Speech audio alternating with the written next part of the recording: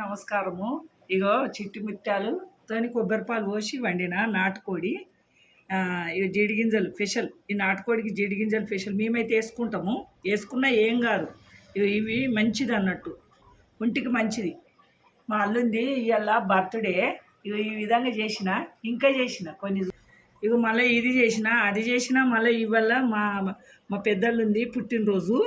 ఇక పుట్టినరోజుకు ఇక బయట తింటే బయట తింటారు, కానీ మీరు కూడా తినండి. కానీ ఇక మేమైతే మర్యాద చేయాలి కదా పుట్టినరోజులకు. ఇక ఒకటే చెప్పను, ఈ విధంగా వండిన, ఒకటి ఫ్రై చేసిన, ఒకటి గోలిచ్చిన, ఒకటి పులుసు పెట్టిన, ఒకటే చేప. 3 రకాలు వండిన. దీనికి కాంబినేషన్ నూకల రొట్టె.